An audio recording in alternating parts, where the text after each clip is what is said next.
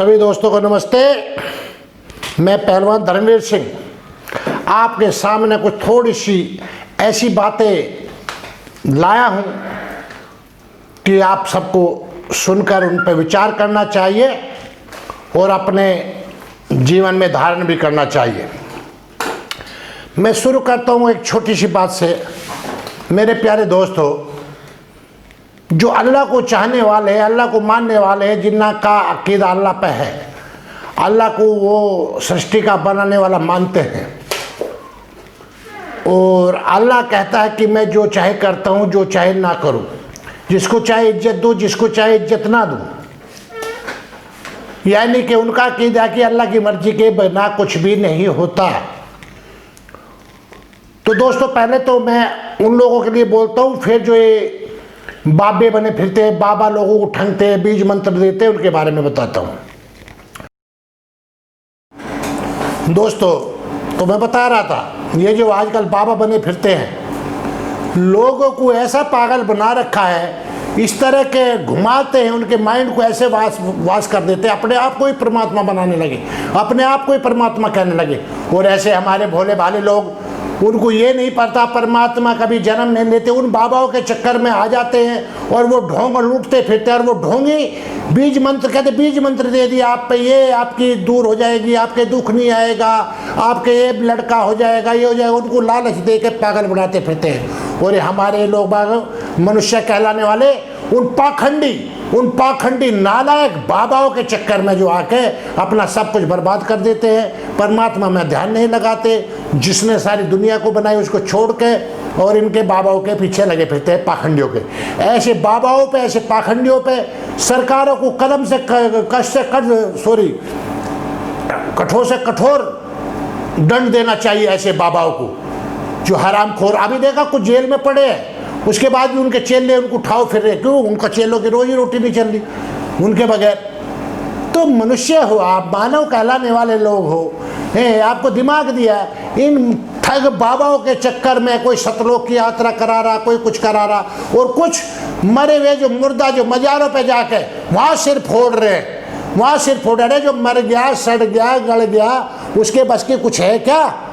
तुम जाके उससे मांग रहे हो? अरे उससे मांग रहे हो, उसको मांग रहे हो, तुम दे के आ रहे हो। अगर तुम मैं मांगने जाओ ना, वहाँ दे के ना हो, तो वो वहाँ तुम्हें कोई घुसन ना दे।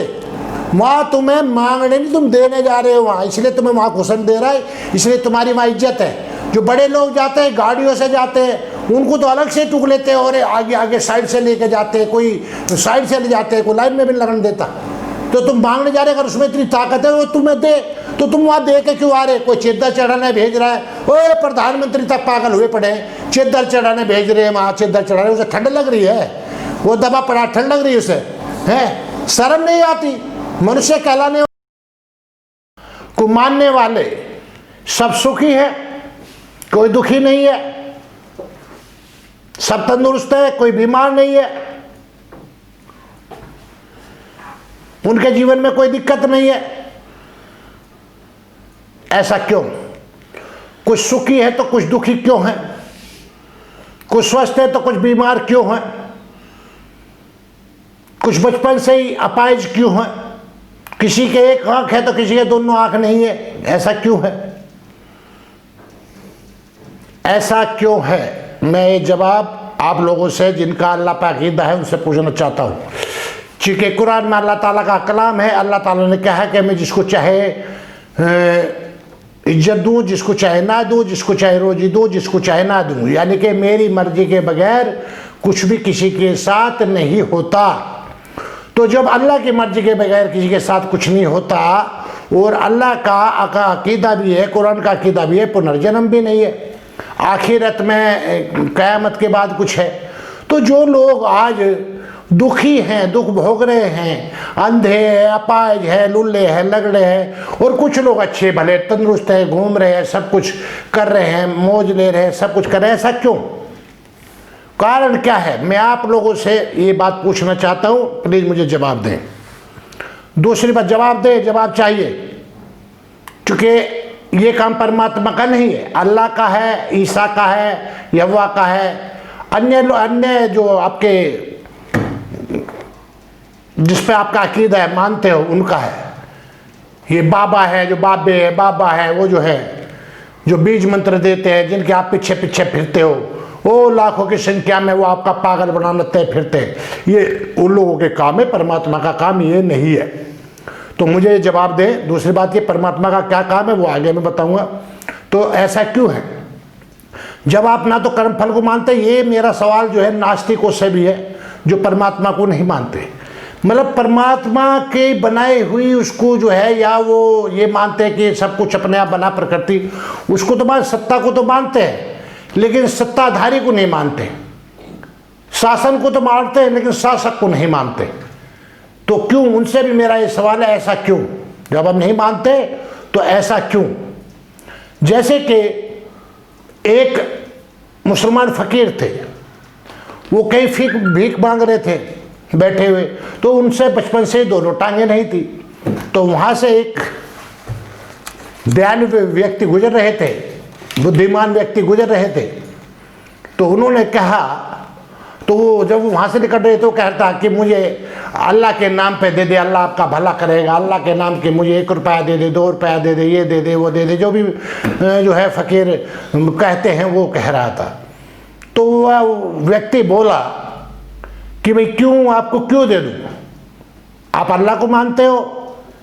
उनको हाँ। क्या मानते हो? कि अल्लाह को सब पे कुदरत रखता है। तो सब पे कुदरत रखता है अल्लाह, तो ये जो सब घूम रहे फिर रहे स्वस्थ है सब जो है, इन पे कुदरत है, तेरे पर अल्लाह ने कुदरत क्यों नहीं रखी? तुझे क्यों ऐसा बना दिया? क्या कारण है? मैं तुझे क्यों दे दूं और पैसे? कर्मफल सिद्धांत को मानता है? नहीं जी सब ये तो नहीं है, हम मानते, हमारे तो मजहब में ये चीज़ नहीं है। तो तेरे ये चीज़ में मजहब में नहीं है, जब कर्मफल सिद्धांत नहीं है तो मैं तुझे क्यों दे दूं? जब कोई फल मुझे मिलना नहीं है, कर्मफल सिद्धांत नहीं है, दुख सुख कुछ है नहीं, फल का कोई मतलब नहीं है, मैं अच्छा करूं तेरे लिए कुछ दूं, तो मैं क्यों दूं तुझे?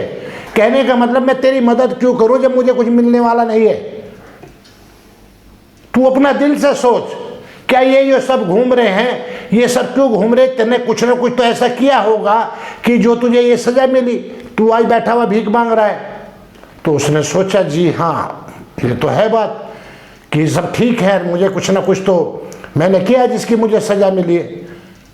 तो उन्होंने निकाल के उस टाइम पे एक कन्नी दुवन्नी जो भी होती थी उसको दे दी, ले। और अब ये ध्यान रखना, ध्यान से सुनना बात, कि जो हम इस शरीर से पाप करते हैं, जो जीव आत्मा शरीर से ही पाप कर सकती है, बगैर शरीर के बगैर उसके नहीं पाप कर सकती, या अच्छा कर सकती है, पुण्य कर सकती है, पाप का जो भी करना है। तो इस शरीर से क्या जीवात्मा क्या क्या पाप कर सकती है? चोरी करा सकती है, व्यभिचार करा सकती है, हिंसा करा सकती है। इन तीनों के अलावा जीवात्मा इस शरीर से और कुछ नहीं करा सकती। जो ये आधार है, जीवात्मा बगैर आधार के, बगैर शरीर के कुछ कर ही नहीं सकती, बगैर इंद्रियों के कुछ कर ही नहीं सकती। तो जीवात्मा जिस इंद्रियों से दूसरों का बुला, पाप, चोरी, व्यभिचार कराती है, हिंसा कराती है, उसी ही शरीर के द्वारा जीवात्मा को वो सब दुख दर्द भुगतने पड़ते हैं। इसलिए हमारे जीवन में सुख और दुख जो आते हैं वो हमारे जीवात्मा के कर्म के फल है जो हमें भोगने पड़ते हैं। ये आप पूरा देख रहे होंगे, सबके सामने है बात। तो क्या आप मानेंगे? आप क्या मानेंगे? आप बताएं उस परमपिता परमात्मा को जो न्यायकारी है, कण कण में है, उससे कोई जगह खाली नहीं है, पूरा ब्रह्मांड उसके आधार में है, जो माप नहीं करता, दयावान है। दो ही गुण उसके मेन बहुत ज्यादा हैं, 2 गुण बहुत ज्यादा मेन है, एक तो न्यायकारी और दयावान। वो दयावान भी है, न्यायकारी, वो माप नहीं करता। वो यो ना सोचे कि किसी ने आपने कह दिया कि तूने ये गुनाह कर लिया और तू इतने जो पुण्य कर ले तेरे गुनाह माफ हो जाएंगे। नहीं, बिल्कुल नहीं। जो तुम्हारे जितने गुनाह हैं, जितने अच्छे कर्म हैं, उनका फल मिलेगा, जितने गुनाह हैं उनका पाप आपको भोगना ही पड़ेगा। और जिस तरह से आपने किया है, मन से किया तो मन से भोगना पड़ेगा, वचन से किया तो वचन से भोगना पड़ेगा, और शरीर से किया तो शरीर से भोगना पड़ेगा। मनसा वाचा कर्मणा, तीनों से अगर आपने पाप किया तो तीनों से ही जीवात्मा को वो भोगना पड़ेगा। ये सत्य है। इसलिए मैं आपसे कहता हूं कि मनुष्य का कर्तव्य है कि सत्य का पालन करे, असत्य को छोड़े। अगर आप दूसरे को तकलीफ पहुंचा रहे हैं तो वही तकलीफ आपको मिलने वाली है। इस बात को याद रखें, ध्यान रखें। जिस शरीर से आप तकलीफ पहुँचा रहे हो उसी शरीर से आपको के द्वारा आपको तो उसी शरीर को जो तकलीफ मिलने वाली है, जीवात्मा को उसी शरीर के द्वारा। तो ये ध्यान रखें, बिल्कुल 100% पल्ले गांठ मान ले, वो जिसको नहीं मानना वो मत माने, लेकिन उसको देख ले, अपने चारों तरफ जो भी हो रहा है उस सबको देख ले। कोई दुखी है तो कोई सुखी है, इसका कारण क्या है? कोई गरीब है तो कोई अमीर है, इसका कारण क्या है? क्या कारण है? चूंकि कारण यही है, परमात्मा न्यायकारी है, जो आप करवात करते हैं परमात्मा वही लौटाते हैं। चूंकि मानव जो है, मानव जाति जो है, इस पे कर्म फल सिद्धांत पाप पुण्य इसी पे लगता है, वो दूसरी योनियों पे, पशु पक्षियों पे नहीं लगता। तो मनुष्य कर्म योनि और भोग योनि में दोनों में है, इसलिए कर्म फल भी इसी पे लगता है और कर्म फल भोगता भी है, करता भी है, यानी कि पाप भी लगता है पुण्य भी लगता है, दोनों चीज लगती हैं इस पे। बाकी जितनी भी योनि है वो सिर्फ भोग योनि में, वो सिर्फ भोगती हैं। इंसान करता भी है भोगता भी है, ये दोनों चीजें कर्म का फल और उसको मिलता है मानव जाति वाले को, यानी कि मनुष्य कहलाने वाले को, यानी कि जिसको बुद्धि दी है, मनन करने वाला भेजा है परमात्मा ने। जो चाहे कर, जा, आजाद है तू, लेकिन जो तो करेगा वो तुझे लौटाया जाएगा, माफ नहीं होता।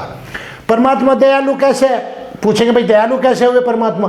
भैया दयालु इसलिए हुए, आपको दुनिया में आने से पहले ही परमात्मा ने आपके खाने पीने का हर चीज़ का इंतजाम कर दिया, सांस लेने का कर दिया, धरती फल फ्रूट हर चीज़ आपको दे दी, सूर्य चंद्रमा हर चीज़ आपको दे दी। क्या परमात्मा आपसे कुछ लेता है? बताइए क्या लेता है परमात्मा आपसे? तो इसलिए परमात्मा दयालु है और न्यायकारी, इसलिए जो आप करोगे वो आपको दंड भुगतना ही पड़ेगा। अब मैं एक छोटी सी बात और बता दूं तुम्हें, थोड़ी सी, वो कुरान को जो कहते हैं कलामुल्लाह है, कुरान अल्लाह का कलाम है। देखिए सूरह माइदा की आयत नंबर 60 में अल्लाह ताला क्या फरमाते हैं, क्या कहते हैं कि मैंने कुछ इंसानों को, कुछ आदमों को सुअर और बंदर बना दिया।